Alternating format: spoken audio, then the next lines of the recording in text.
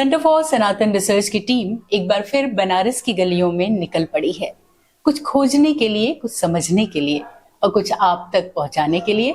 तो आज खोजते खोजते हम एक ऐसी जगह पे आ पहुंचे हैं जहां गंगा के जल से कलाकृतियों को आकार दिया जाता है।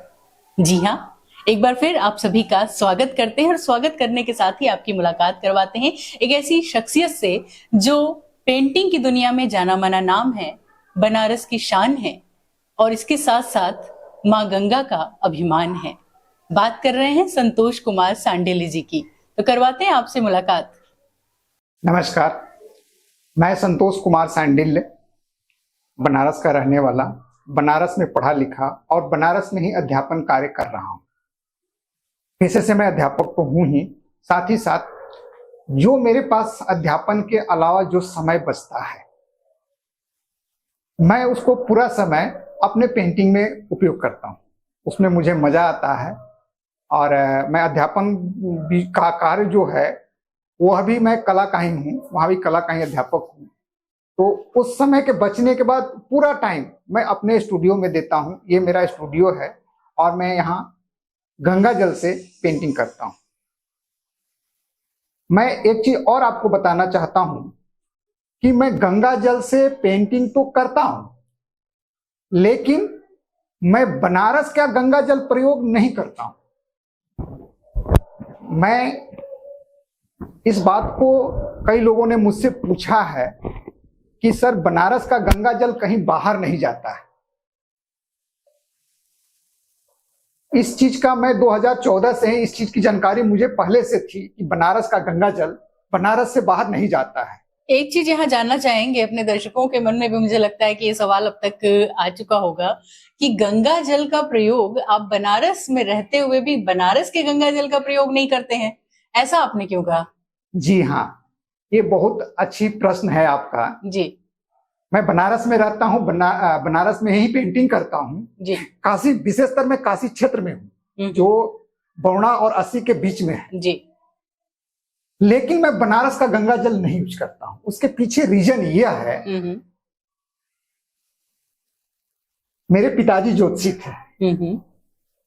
तो मैंने कहीं से समझा था या सुना था कि बनारस का जो गंगा जल है कहीं बाहर नहीं लेके जाएगा। तो मेरे मन में तो प्रश्न चल रहा था, लेकिन फिर मैंने ये सोचा कि मैं जब बनारस का पेंटिंग बनारस के गंगा जल से करूंगा तो जब पेंटिंग बाहर जाएगी तब तो बनारस का गंगा जल भी बाहर चला जाएगा। इसलिए मैं बनारस का गंगा जल नहीं यूज करता हूँ। इसके पीछे रीजन यह है कि काशी कबहू न छुड़ाइए, छोड़िए नहीं, छुड़ाइए विश्वनाथ के धाम।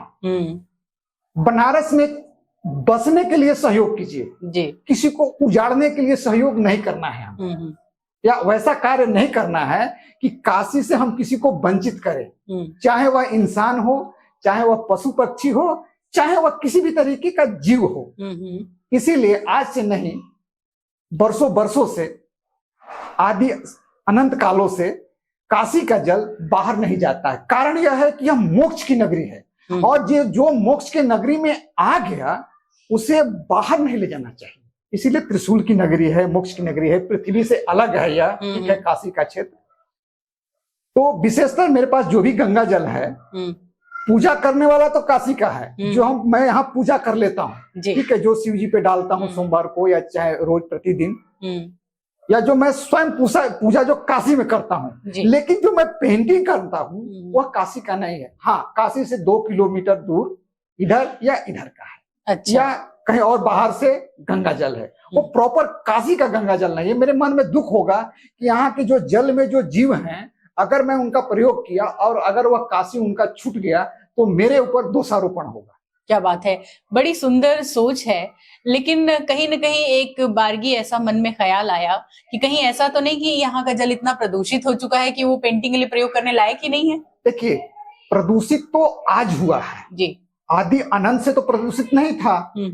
तो उस समय से यह मान्यता है कि जो यह मोक्ष की नगरी है, जो वहां चला जाता है, यहाँ लोग मरने के लिए आते हैं। यहाँ 2 मुमुक्षु भवन हैं बहुत पहले से, उससे भी पहले मुमुक्षु भवन था, जब ये मुमुक्षु भवन नहीं था उससे भी पहले था यहाँ पर। और सिंधु घाटी सभ्यता से यह पुरानी सभ्यता है, बनारस की सभ्यता, जो मैंने अपने रिसर्च में पाया है। तो उस समय भी बनारस के लोगों को कहीं बाहर नहीं भेजा जाता था। जो बनारस में आ गया वो यहीं का रह गया, यहीं का हो गया, यहीं वो उसको मोक्ष प्राप्त हो जाती है। तो इसलिए मैडम उचित नहीं है कि यहाँ का जल आज भले प्रदूषित हो गया है, लेकिन पहले तो शुद्ध था।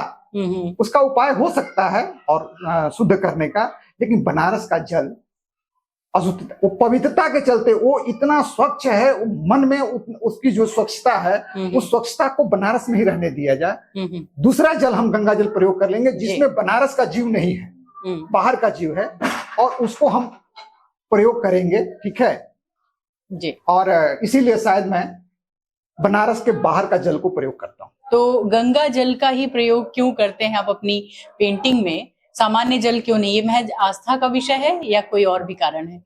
कारण यह है कि मैं बनारस में गंगा जल से पेंटिंग करता हूँ। बात तो सही है।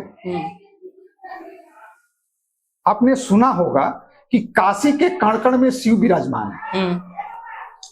तो जब काशी के कण कण में शिव विराजमान है तो क्या मेरे कैनवस में शिव जी नहीं होंगे? जी। और मैडम मेरा जो सोच है या मेरा जो रिसर्च है जी, अपना रिसर्च, कि केवल विश्वनाथ मंदिर ही शिव नहीं है, पूरा काशी शिव है। जो पूरा काशी का क्षेत्र है वह शिव है। ऐसा नहीं काशी को पूजा कर, आप साउथ इंडिया के लोग आते होंगे। मैंने एक व्यक्ति को देखा कि बहुत अच्छा खासा देखने में लग रहा था, लेकिन वो नंगे पैर चल रहा था। वह पैदल जा रहा था। तो मैंने पूछा तो वो बताया कि नहीं सर, ये काशी है, यहाँ चप्पल जूता पहन के नहीं चला जाता है। ठीक है, हमने उसका बात को सोचा, फिर गहन अध्ययन किया, फिर कहीं और मुझे मिला। तो बनारस का जो शिव स्थान इस समय विश्वनाथ मंदिर है वर्तमान में, हो सकता है आज से 200-400 साल कहीं और होगा, उससे 2000 साल पहले कहीं और भी हो सकता है। किसी राजा ने पैसा दान किया और वहां एक शिव मंदिर बन गया। आदिकाल में यही हुआ होगा ना। फिर दूसरे राजा का आया समय, फिर उसने एक दूसरा जगह शिव बना, जो बहुत फेमस हो गया, उसे विश्वनाथ मंदिर कहा दिया गया। बिल्कुल, कंकर कंकर शंकर कहा ही जाता है काशी में। तो काशी के कण कण में शिव है और वह विश्वनाथ मंदिर ही नहीं, पूरा काशी क्षेत्र शिव है। तो जब कण कण में शिव विराजमान है तो मेरे कैनवस में भी है। इसीलिए मैडम मेरा मन कहीं से ऐसा उस चीज से टच किया कि मैं उसी दिन से 2014 से गंगा जल से काम करने लगा। और 2014 में ही माननीय प्रधानमंत्री मोदी जी भी आए, जिन्होंने नमामि गंगे प्रोजेक्ट भी शुरू किया और गंगा को लेकर के बहुत सारे काम भी हुए और हमारी श्रद्धा, सनातनी श्रद्धा को एक नए शिखर पर, एक नए आयाम तक लेकर के गए। और पेंटिंग को आपने अपने जीवन में किस वजह से चुना? क्या बचपन से ही रुझान था आपका या कोई और कारण? बचपन में मैं पढ़ने में थोड़ा कमजोर था और विषय मेरे कमजोर थे। मैं ग्रामीण परिवेश से पढ़ा था। आज भी मुझे अंग्रेजी अच्छी से नहीं आती है, ठीक है, हिंदी में ही अच्छा से बात करता हूँ। कहीं भी विदेश में भी जाता हूँ तो मैं एक ट्रांसलेटर को मैं रखता हूँ, ठीक है। तो यह विषय मेरे लिए आसान लग रहा था उस समय, और यह धीरे धीरे जो आसान था वो मेरे लिए और आसान होते गया, आगे बनाता गया। कक्षाओं में प्राइज मिला, 7 में, 8 में, 9 में, 10 में, 12 में, स्टेट लेवल पे प्राइज मिला, ठीक है। तो एक प्रोत्साहन बढ़ा मन में अंदर कि हाँ मैं अच्छा काम कर रहा हूँ इसमें। घर से भी थोड़ा सा सहयोग मिला, हालांकि मैं वैसे परिवेश से नहीं हूँ जहां पर इस विषय को लोग जानते हैं। जो मेरा ग्रामीण परिवेश है, इस विषय को बिल्कुल लोग नहीं जानते हैं वहां पर। इसको शून्य मानते हैं, इसको मानते ही नहीं कि पढ़ाई है, कला कोई पढ़ाई है। बहरहाल तो कहीं से मुझे पता चला कि बनारस हिंदू विश्वविद्यालय में बैचलर डिग्री में पेंटिंग की पढ़ाई होती है। उस जमाने में ऑनलाइन जैसी कोई चीज नहीं थी। तो मैं 12 के बाद जब परीक्षा दे लिया तो बनारस घूमने आया, खासकर यही पता करने आया कि कॉलेज है कहाँ पर। तो पता किया, देखा तो वहां एडमिशन हो रहा था। मैंने भी फार्म भरा, मेरा भी एडमिशन हो गया, ठीक है ना। उस जमाने में एप्लीकेशन कम लोग देते थे, 10,000 लोग थे। आज तो उसमें बहुत ज्यादा लोग परीक्षा देते हैं। और उसमें मैडम मैं नंबर 1 पे था। क्या बात? उस जमाने में 1900 94 में, 94 में। जी, यानी कि एक ऐसा सफर जो इस वजह से शुरू हुआ कि अन्य विषयों में मन नहीं लगता था या अपने को कमजोर पाते थे, और फिर वो रुचिकर होता चला गया। आपकी पेंटिंग्स में ज्यादातर हम यहाँ देख रहे हैं, पीछे भी कुछ पेंटिंग्स लगी हुई हैं, बनारसी विषय है और खासतौर पे गंगा घाट। तो ये स्नेह है, श्रद्धा है, आस्था है, या इसके पीछे कोई व्यवसायिक कारण भी है? देखिए, व्यवसायिक कारण तो नहीं है, लेकिन व्यवसाय बन गया है जी। अपने आप बन गया। शौक जो था वो व्यवसाय के रूप में आ गया। बनारस क्यों मैं बनाता हूं? बनारस में मैं पढ़ा, यहीं पर नौकरी लगी, बनारस रोज घाट पे जाता हूं, तो बाहर के मित्र लोग हैं तो वो पूछते हैं कि आप बनारस पे क्या चित्र बनाते हैं क्या? तो मैं धीरे धीरे बनारस को चित्र बनाने लगा। पहले तो स्टडी होता है क्लासों में, ठीक है। जब मैंने बीएफए एमएफए किया, मैं जब यहाँ पढ़ाई करता था तो किसान का लड़का होने के कारण मेरे पास पैसे बहुत ज्यादा नहीं हुआ करते थे उस जमाने में। इस विधा में कैनवस, कलर आज भी महंगे हैं, उस समय भी महंगे थे, जो परिदृश्य है। तो मुझे बड़ा काम करने के लिए, ज्यादा काम करने के लिए ज्यादा पैसे की जरूरत पड़ती थी। तो जब मैं घाट का स्केच करता था तो छोटा मोटा कोई स्केच किया, स्केच स्टडी पर्पज से वो करता था, तो लोगों को पसंद आने लगा। बोला कि ये स्केच मुझे बेच दीजिए। तो मुझे देने में कोई, वो तो मेरा स्टडी था, मुझे देने में कोई दिक्कत नहीं है। तो 2 मिनट लगता है किसी का स्केच बनाने में, पीछे बैकग्राउंड में घाट हो गया, ठीक है। तो वैसे काम करता रहा। ये जो आप बता रहे हैं उस जमाने की बात जो है, हाँ, हम लोग भी अक्सर घाटों पर जाते हैं, तो आज भी हम देखते हैं कि बीएचयू के स्टूडेंट्स जो हैं वो आर्ट वाले, आज भी ये दृश्य देखने को मिलता है कि बहुधा जो है वो भी स्केच बना रहे होते हैं, और ये अच्छा खासा मुझे लगता है कि उनके लिए पॉकेट मनी उनकी निकल जाती है। जी हाँ, आज भी और उस समय भी हमेशा स्टूडेंटों के लिए, बनारस के कलाकारों के लिए, जो जूनियर कलाकार हैं जी, उनका पॉकेट का खर्चा यही होता है, ठीक है। वो आप चाहे तो उनसे अपना पोर्ट्रेट बनवा लें या बनारस का घाट का कोई स्केच बनवा लें, तुरंत वहां बन जाता है, 2-4-5 मिनट में बन जाता है, ठीक है। तो 100 रुपये, आजकल तो 100 रुपया, 150, 200, 500 भी मिल जाते हैं। उस जमाने में 10 रुपया मिलता था। 10 रुपया भी बहुत बड़ी चीज थी, ऐसा नहीं है कि 10 रुपया 94, 95 में कम था, वो ज्यादा था। तो उसी में से कुछ लोग लेकर के गए, और उस जमाने में मोबाइल नहीं हुआ करता था, तो एड्रेस नोट करते थे, ठीक है। हम भी उनका एड्रेस लेते कि सर आपने मेरा पेंटिंग लिया है, मेरा स्केच लिया है, तो आप मुझे एड्रेस दे दीजिए। फिर बाद में धीरे धीरे जब फोन 97-98 में जब यूज होने लगे जी, तो धीरे धीरे फोन भी लोग रखने लगे।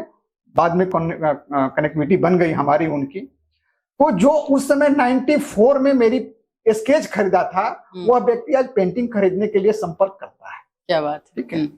उससे अच्छा खासा पॉकेट मनी निकल जाती थी, और हम आर्टिस्टों को काम करने के लिए उससे पैसे प्राप्त हो जाते थे। जी बिल्कुल, आत्मबल भी बढ़ता होगा इससे। जी जी। और सुनिए, वही कार्य करते करते अब किसी की नौकरी लग गई, मुंबई चला गया, लेकिन मैं सौभाग्यशाली हूं कि मैं बनारस में ही रह गया। तो वह विषय तो मेरे से जुड़ा हुआ है, आज भी करते हैं। तो करते करते एक रास्ता ही मुड़ गया कि नहीं, अब जिंदगी में केवल बनारस का ही काम करना है। जी ठीक है, बनारस का ही काम करना है। और बनारस में रहने वाले हर बंदे की ये इच्छा भी होती है, तबीयत भी होती है, चाहे नजीर बनारसी किसी जमाने में रहे हों, चाहे बिस्मिल्लाह खां रहे हों या गिरिजा देवी, सभी ने बनारस को जीने की कोशिश की है, उसे पीने की कोशिश की है।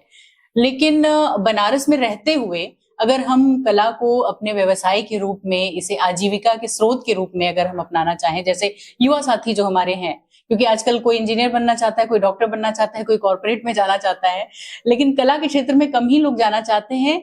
वजह ये नहीं है कि कला में मन नहीं लगता है, वजह ये है कि हम अपनी दाल रोटी कैसे जुटाएंगे। तो क्या कहना है आपका? आप तो अध्यापक हैं कला के, लेकिन जो अध्यापक नहीं बन पाते हैं वो कैसे आजीविका के रूप में इसे अपना सकते हैं?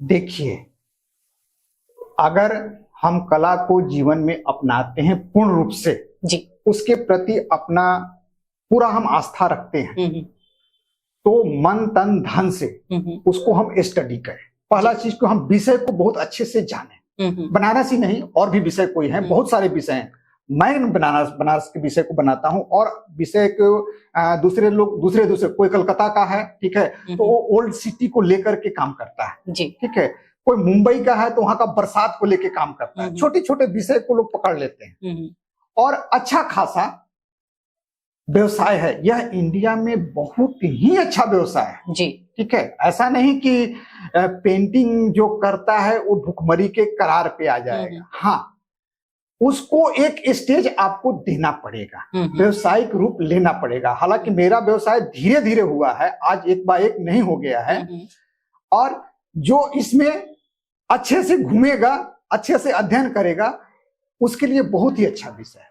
तो अध्ययन के बावजूद भी आज के दौर में 2024 में जब हम एआई के युग में आ गए हैं, अब तो वैसे भी बहुत सारे लोगों के रोजगार और नौकरी पे खतरा है, ऐसी स्थिति में जो मौलिक पेंटर्स हैं, जो अपने हाथों का इस्तेमाल करते हैं, उनकी क्या स्थिति है?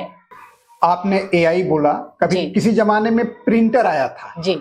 जब हम लोग पढ़ रहे थे तो पहली बार प्रिंटर आया, तो डर लोगों को ये बना कि हम तो आर्टिस्ट हैं, वहां तो तुरंत प्रिंट निकल जाए जी। ठीक है, लेकिन प्रिंट भी ये क्वालिटी नहीं दे सकता है जो हम क्वालिटी देंगे, या जो कोई आर्टिस्ट आपका पोर्ट्रेट ही हुआ या बनारस घाट हुआ, जो भी विषय है, वह चीज कभी टेक्नोलॉजी कर ही नहीं सकता है। जो चीज हाथ से होना है वो टेक्नोलॉजी नहीं कर सकती है। हाँ, टेक्नोलॉजी केवल नकल कर सकती है, केवल और केवल नकल कर सकती है।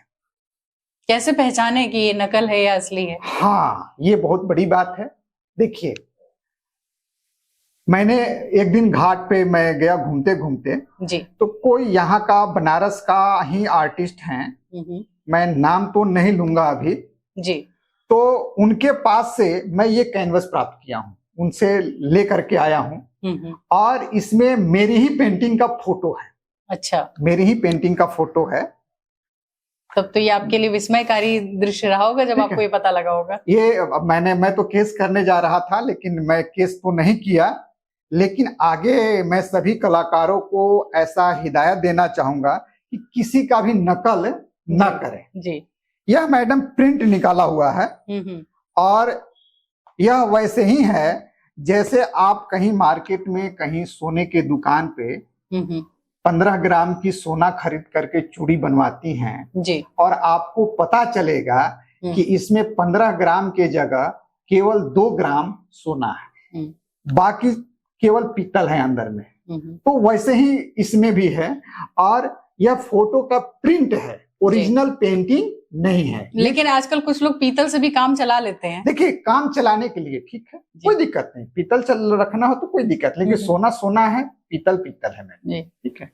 तो ये तो मैं कहूंगा कि किसी का नकल करना या किसी का चोरी करना, ठीक है, कहीं फेसबुक वगैरह से वो लिए होंगे और उन्होंने प्रिंट करा के घाट पर ही बैठ करके वो बेच रहे थे, तो मैंने उन्हें मना किया कि देखो बाबू, तुम जूनियर आर्टिस्ट हो, ऐसा काम नहीं करना चाहिए, और ये मेरा है, ठीक है। फिर मैंने उनसे लेकर के आ गया, हम आगे उन्हें बता दिया, हिदायत कर दिया कि मेरी कॉपीराइट है ये, और कॉपीराइट आप नहीं कर सकते किसी का, ठीक है, बिना उसके परमिशन का, ठीक है।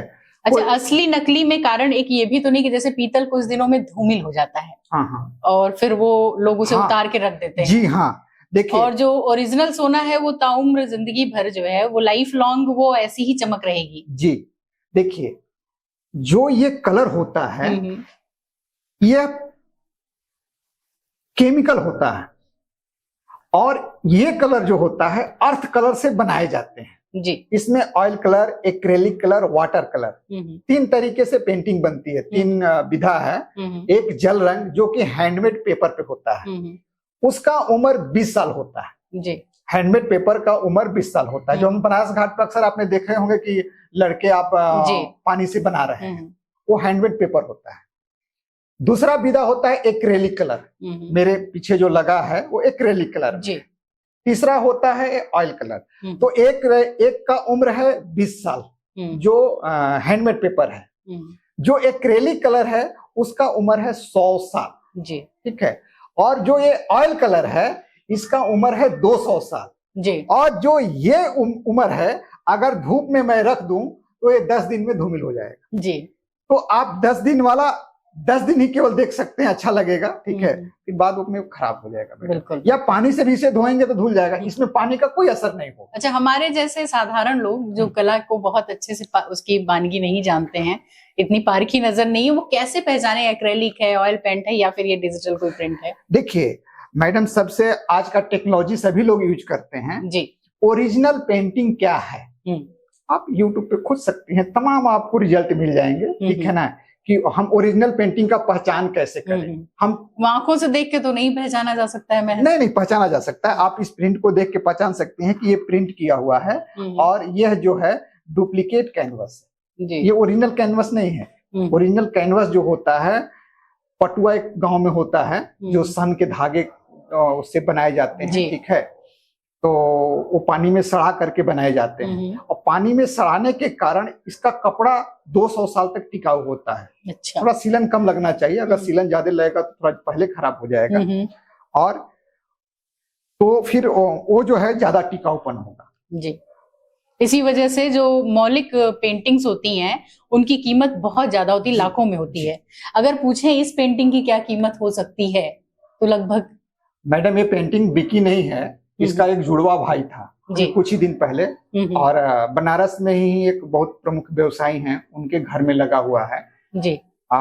सनबीम ग्रुप ऑफ जो है कॉलेज है, ठीक है, तो मधोक परिवार के पास ये एक पेंटिंग है जो कि 4 लाख रुपए की पेंटिंग है, वो जिसपे मैंने जीएसटी भी दिया, ठीक है।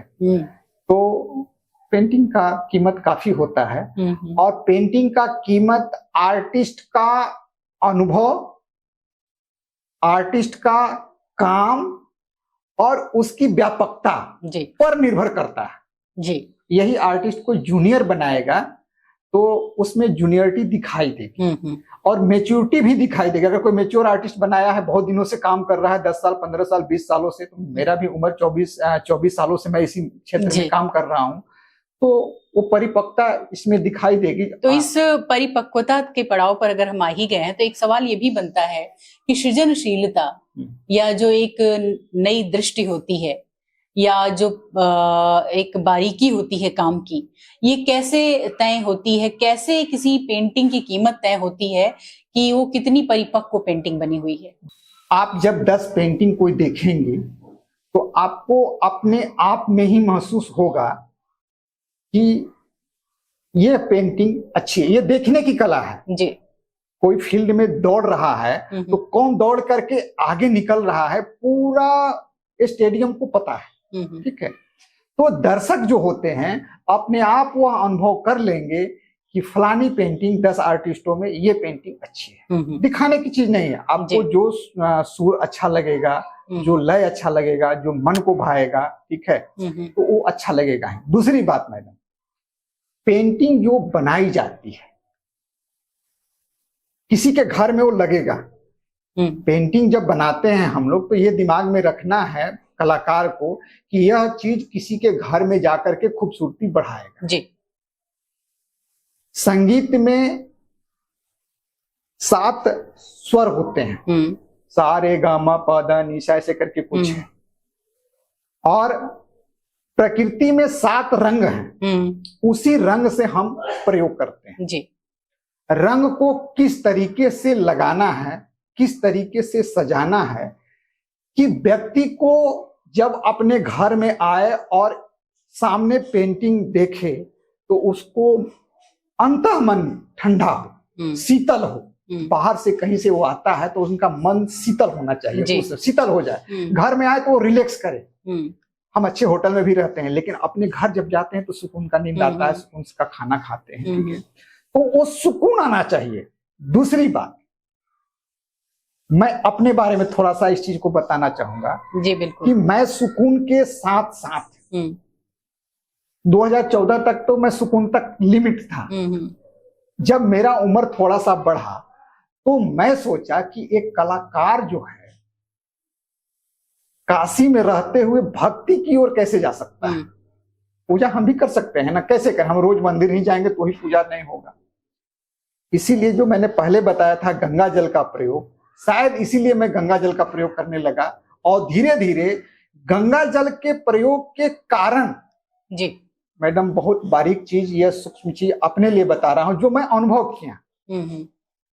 ऐसा नहीं है कि मैं यह ड्रेस जो पहना हूं हमेशा पहनता हूं, ऐसा नहीं है।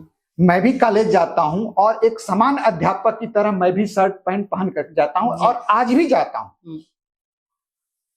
चूंकि मैं गंगा जल से काम करता हूं, तो गंगा जल से काम करने के लिए मैं विशेष वस्त्र को उपयोग करता हूं। जी, बहुत मैं कोई साधु नहीं हूं, बहुत सुंदर। मैं कोई साधु नहीं हूं, ठीक है। मैं केवल उस समय जब पेंटिंग करता हूं या पेंटिंग के यात्रा में रहता हूं, ठीक है। जैसे अभी मुझे जाना है गांधी धाम जी, तो गांधी धाम वहां रेडिसन होटल है जो स्पॉन्सर कर रही है जी, और वह 3 दिन का कैंप करा रहे हैं। तो उस दौरान भी मेरा वस्त्र इसी तरीके का होता है। जब भी मैं बाहर रहता हूँ पेंटिंग के पर्पज से जाता हूँ काम करने, तो इसी वस्त्र में निकलता हूँ। ये मेरे लिए 2 काम करता है जी। एक तो मेरी पहचान बनाता है, दूसरा जो हमारा सनातन धर्म है उसको प्रबल करता है कि कलाकार तो हैं लेकिन हम सनातन के लिए काम कर रहे हैं। हमारा पेंटिंग शायद, मैं क्षमा चाहूंगा लोगों को बुरा ना लगे, सनातन धर्मी के अलावा कोई दूसरा नहीं लेता जी। हाँ। तो आपकी पेंटिंग में तो सनातन भी है, बनारस भी है, गंगा भी है, लेकिन बहुत सारी ऐसी मॉडर्न पेंटिंग्स भी हम देखते हैं जो समझ के हम लोगों के परे हैं, साधारण लोगों के। क्या बना है, क्या दिखाने की कोशिश की गई, ऐसा लगता है कई रंग उस पर फेंक दिए गए हैं और ब्रश से बस उसको फैला दिया गया है, लेकिन वो भी कलाकृति कुछ कहती है। तो क्या कहती है, कैसे उसे लोग समझते हैं, उसके पीछे क्या कारण है? ऐसी कलाकृतियों, कौन सी मनोभावना होती है इसके पीछे? मैडम, विषय से मॉडर्न आदमी नहीं होता है। पेंटिंग के क्षेत्र में टेक्निक के माध्यम से मॉडर्न होता है जी। मतलब विषय हमारा रामायण हो सकता है, महाभारत हो सकता है, काशी हो सकता है, या आपका पोर्ट्रेट बनाना हो सकता है। हम टेक्निक क्या उपयोग करते हैं, हम किस तरीके का टेक्निक, आप जब 10-20 पेंटिंग देखेंगी तो टेक्निक समझ में आएगा कि पेंटिंग में टेक्निक क्या चीज होता है, टेक्निकल चीज है ये आर्टिस्ट लोग ज्यादा जानते हैं। तो वो टेक्निक के चलते फेमस होता है, ठीक है। अब देखिए, विषय और टेक्निक 2 अलग अलग चीजें हैं। हम बनारस का विषय बना रहे हैं पेंसिल से बना रहे हैं, हम बनारस का विषय बना रहे हैं जल रंग से बना रहे हैं, हम बनारस का विषय बना रहे हैं ऑयल कलर से बना रहे हैं। लेकिन ऑयल कलर में हम किस तरीके का टेक्निक का प्रयोग करते हैं। अच्छा, यानी कि टेक्निक भी अलग अलग होती है। जी जी जी जी जी। कौन सी? टेक्निक एक नहीं, हर आर्टिस्ट का अलग अलग टेक्निक होता है। अच्छा, आप मेरा जब 10 पेंटिंग देखेंगी और पेंटिंग को फिर मैं बंद कर दूंगा और कहीं आप दूसरे जगह जाएंगे और 11वां पेंटिंग आपको अगर दिखाई दे देगा तो आप बता देंगे कि ये संतोष जी का ही पेंटिंग है जी, ठीक है। तो ये टेक्निक है, एक पैटर्न फॉलो होता है, एक पैटर्न, एक स्टाइल, वो स्टाइल में आ जाए, वो टेक्निक जो है उस स्टाइल में वो पता चल जाता है कि यह M.F. हुसैन की पेंटिंग है, ठीक है ना, ये मंजीत बाबा की पेंटिंग है, ठीक है ना। बनारस में भी बहुत अच्छे अच्छे आर्टिस्ट हैं, डॉक्टर प्रणाम सिंह, उनका पेंटिंग है, ठीक है ना, जो हमारे गुरुजी रह चुके हैं, बहुत बुजुर्ग हो गए हैं, अभी बहुत कम काम करते हैं जी। तो टेक्निक बहुत महत्वपूर्ण रखता है। हमारा जो चीज है वो हमारे टेक्निक से ही पकड़ में आएगा। बनारस और लोग भी घाट 10 आर्टिस्ट भी अगर बनारस का घाट बना रहे हैं और आप मेरा पेंटिंग जब आप वहां देखेंगी तो आपको पता चल जाएगा कि ये संतोष सैंडिल की पेंटिंग। इसमें कुछ लोग मॉडर्न को गलत रास्ते पे लेके चले गए हैं जी, उनको अधूरा ज्ञान है जी, उनको पूरा ज्ञान नहीं है, वो रंग को फेंक दिए, बोलते पेंटिंग हो गया, ठीक है ना। मैं कोई पेंटिंग को 60 दिन में करता हूँ, ठीक है, इस पेंटिंग को पूरा भी नहीं हुआ है, आधा ही हुआ है, अभी और काम करना है, 60 दिन इसमें काम करना है टोटल, तब जाके पूरा होगा। और कोई 2 मिनट में बोला रंग में एक बाल्टी गिरा दिया और मेरी पेंटिंग हो गई। मैडम, यह केवल एक टेक्निक हो सकता है, रंग कैसे गिराया और कैसे फैल गया, बट जो ये और वो दोनों पेंटिंग जब सामने रखेंगे तो जो शीतलता इस तरीके का पेंटिंग देंगी, मॉडर्न में पेंटिंग, हाँ मॉडर्न आर्ट में होता है। हो सकता है हम इस फॉर्म को ब्लॉक में लें, ठीक है, जो फॉर्म हमने ये डाला है अलग अलग नाव टाइप का बना है, ठीक है ना, हर आर्टिस्ट का नाव अलग होगा, कश्मीर का नाव अलग है, उड़ीसा का नाव अलग है, बनारस का नाव अलग है जी, ठीक है। तो एक बहुत ही जब आप रो में काम करते करते जब आगे निकलते हैं तो आपका एक स्टाइल बन जाता है। तो वो स्टाइल ही मॉडर्न होता है। वो बहुत दिन काम जब करेंगे, जब काफी समय तक, तो वो आपका स्टाइल जो होगा वो मॉडर्न होगा जी। ठीक है ना। और यहीं पे एक सवाल और भी अक्सर मन में सबके आता है, हमारे जैसे लोग जो पेंटिंग के बारे में जानना चाहते हैं लेकिन बहुत अच्छा जानते नहीं हैं। तो आपने तो बनारस दिखाया, बहुत सारे लोग अपने अपने सोच को उसमें प्रदर्शित करते हैं, जैसे एक साहित्यकार अपने साहित्य के माध्यम से अपने मनोभावों और अनुभवों को शेयर करता है। कुछ लोग ऐसी चीजों को शेयर करते हैं, ऐसे मनोभावों को प्रदर्शित करते हैं जो कम से कम सनातन में तो उसके प्रदर्शन की मनाही ही लगभग मानी जाती है जो है। इस पर आपका क्या कमेंट है? देखिए, बहुत अच्छा बनना या अच्छा बनने में समय लगता है जी। खराब बनना हो तो तुरंत बन सकते हैं। कोई मैं ही किसी को जा करके तुरंत गाली दूं तो फेमस हो जाऊंगा, ठीक है, वो आर्टिस्ट था, वो गाली देके गया। लेकिन उसके नजर में अच्छा बन करके रहना समय लगता है जी। अब मैडम, इसमें विडंबना कह लीजिए या दोष कह लीजिए, कला के क्षेत्र में, संगीत में भी वैसा आता है। जैसे आप कहते हैं ना कि नग्नता है, ठीक है ना, सब नहीं पसंद करते हैं। बहुत लोग गजल पसंद करते हैं, तो उनकी मेंटलिटी ये है कि हम जल्दी से फेमस हो जाएं।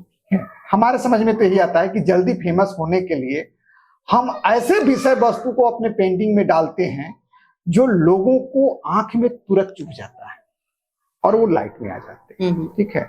हाँ, ये जरूर है कि हमारे जैसे कलाकार को थोड़ा समय तो लगेगा, लेकिन कोई बात नहीं, हम अच्छे एक एक सीढ़ी चढ़ेंगे। हम इकट्ठे 5-5 सीढ़ी नहीं उछल के जा सकते जी। और बात जब चित्रकारी की हो रही हो, ऐसे में मोनालिसा की पेंटिंग का जिक्र ना आए, ऐसा कैसे हो सकता है? आज भी एक रहस्य बना हुआ है, तो कुछ आपकी दृष्टि से जानना चाहेंगे उस पेंटिंग के विषय में। हम भारत के हैं और हम भारत के संदर्भ में बात करेंगे जी। मोनालिसा की पेंटिंग बहुत अच्छी है। ज्योतिष में बहुत चीजें भारत ने दिया है, गणना दिया है, शून्य दिया है, लेकिन किसी को नहीं पता है कि भारत इतना पीछे से बहुत ही सुदृढ़ है, मजबूत है, ठीक है। मैं थोड़ा टॉपिक को चेंज करके आपको बता रहा हूं। मोनालिसा को आगे बढ़ाया गया, अच्छा है, आगे बढ़े। लियोनार्डो दा विंची बहुत अच्छे कलाकार थे, उनकी ये पेंटिंग है मोनालिसा। वो 7 लेयर में बना है, एक लेयर में नहीं, 7 बार में वह पेंटिंग कंप्लीट हुआ। एक बार पेंटिंग बना, फिर उसे मिटाया गया, फिर उस पर दूसरा लेयर चढ़ा, तीसरा लेयर चढ़ा, 7 लेयर में पेंटिंग काम हुआ जी।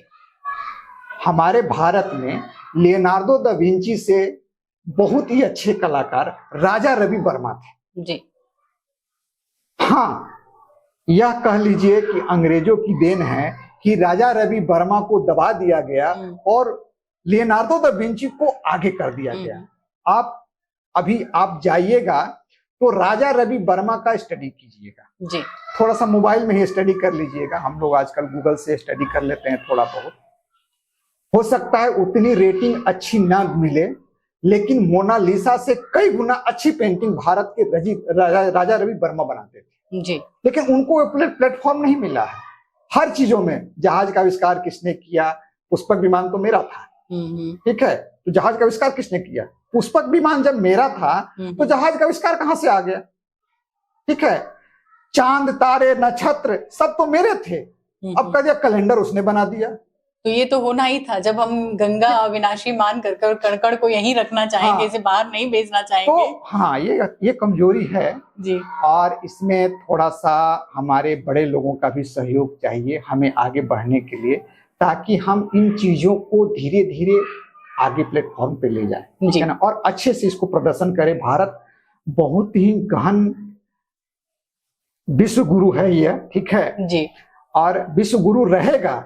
लेकिन यह कैसे आएगा विश्व पटल पर, सरकार भी देखे, हम भी कोशिश करेंगे, आप भी कोशिश कर रहे हैं, ठीक है। तो यहाँ का जो नींव है वो बहुत ही मजबूत है जी। वो कैसे हमको पेश करना है विश्व पटल पर, जो हम अपने आप को ज्यादा आगे दिखा सके। कलाकार हैं, खासतौर पे जो पेंटिंग से, चित्रकला से जुड़े हुए हैं, क्या सपोर्ट है गवर्नमेंट का उनके लिए? सपोर्ट तो अच्छा है जी। लेकिन मैं आपके माध्यम से यह निवेदन करूंगा सरकार से कि जब मैं कोई पेंटिंग बेचता हूं तो मुझे 18% जीएसटी देना पड़ता है जी। अगर मैं कोई 1 लाख का पेंटिंग बेचा तो उसमें 18,000 रुपए मुझे सरकार को देने पड़ जाएंगे जी। कुछ पेंटिंग पे 12,000 देने पड़ जाएंगे 12% भी जीएसटी है 18% भी जीएसटी है। अगर खास करके जो मेरे जैसे कलाकार हैं कुम्हार हैं ठीक है कलाकार हैं अगर इनको थोड़ा जीएसटी से मैडम अलग रखा जाता तो हमें ज्यादा थोड़ा सहयोग मिलता। बाकी ठीक है कोई दिक्कत नहीं है जब एक स्तर पे आ जाते हम जीएसटी देने में मैडम कोई कोताही नहीं कर रहे हैं हम चाहते हैं कि ज्यादा से ज्यादा जीएसटी हम दें लेकिन जो हमारे जूनियर आर्टिस्ट हैं जीएसटी के कारण वह बहुत पेंटिंग नहीं बेच पाते हैं क्योंकि अगला जो हमारे खरीदार होते हैं वो बोलते हैं बिल दीजिए और बिल बिना जीएसटी का दे नहीं सकते तो उस परिस्थिति में जूनियर आर्टिस्ट फिर सीनियर आर्टिस्ट को पकड़ना पड़ता है कि आपके पास जीएसटी बिल अगर है तो मेरा बिल बना करके दे दीजिए तो थोड़ा सा होता है ये चीज डायरेक्ट सेलिंग नहीं कर पाते हैं वो ठीक है ना। और सरकार से मैं ये भी निवेदन करूंगा कि कुछ हम लोगों को अच्छा प्लेटफॉर्म दे बनारस में। बनारस की पेंटिंग सबसे महंगी है आज के डेट में जी।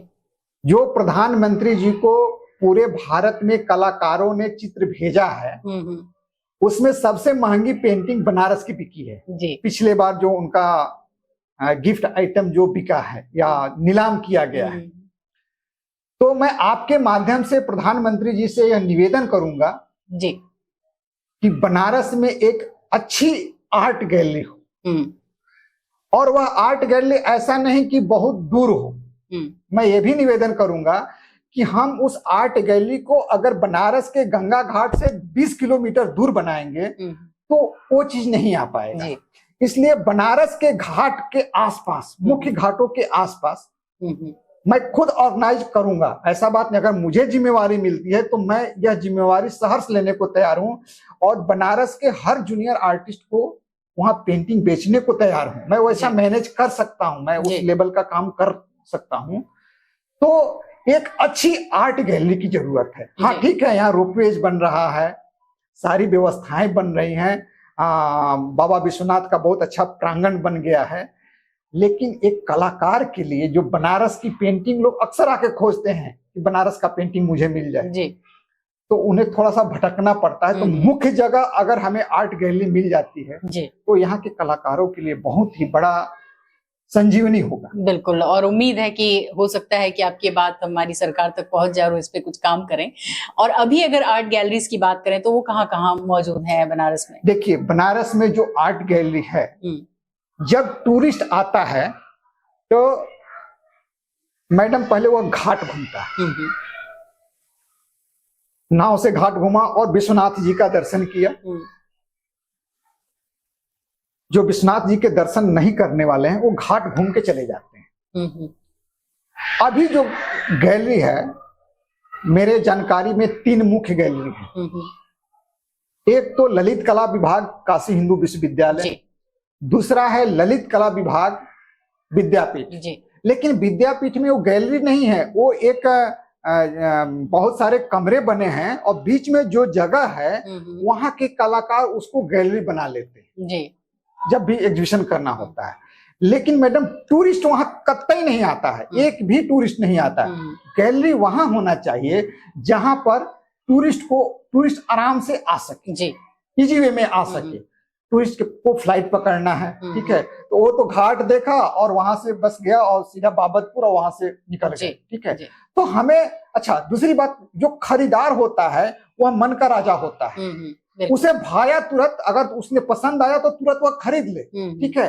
तो उसको एक अच्छी जगह देंगे तभी होगा। हम बीएचयू में वह नहीं जाकर के खरीद सकता है विद्यापीठ में नहीं जाकर खरीद सकता है इसलिए बनारस की पेंटिंग घाट के आसपास ही कहीं आर्ट गैलरी हो तो वो बेस्ट रहेगा मेरे हिसाब से। बिल्कुल बिल्कुल उत्तम सुझाव है आपका जो है वेदना संवेदना और बहुत सारी जो हमारी अभिव्यक्ति है जो मन की वो चित्र के माध्यम से एक पेंटर उतार देता है जो तो क्या कुछ आप कहना चाहेंगे कि कैसा हृदय कलाकारों का होता है या होना चाहिए? हम मैडम समाज का एक मनोरंजन का पार्ट है। जी। हम समाज को मनोरंजन करते हैं। कलाकार का मतलब, कलाकार जहां शब्द जुड़ा, यानी कि एक हमारे जो जनमानस के जीव हैं, मनुष्य हैं, उनका हम मनोरंजन का एक छोटा सा पार्ट है। जी। संगीत सुनते हैं वो मनोरंजन है, फिल्म देखते हैं वो मनोरंजन है। बनाता कौन है? कलाकार। ठीक है। तो पेंटिंग भी एक मनोरंजन है, लेकिन पेंटिंग जो है शब्द नहीं है, यह दृश्य है। हम सुनने की कला और देखने की कला, यह देखने की कला है जी। और यह कोई ना कोई अपना स्थान लेता है और हमेशा स्थान ले लेता है। बिल्कुल। तो जब हम पेंटिंग बनाएंगे और पेंटिंग जाकर के कहीं लगेगी जी, तो लगेगी तो उस व्यक्ति को मन मस्तिष्क को शीतलता प्रदान होनी चाहिए। इसलिए मैं मानता हूं कि बड़ा ही सहृदय होना चाहिए, बड़ा ही उस विषय से घुला मिला होना चाहिए। अपनी पूरी बात पेंटिंग के माध्यम से कलाकार को कैनवस पे उकेर सके जी। और उसमें हृदय के साथ साथ उसका अनुभव भी चाहिए।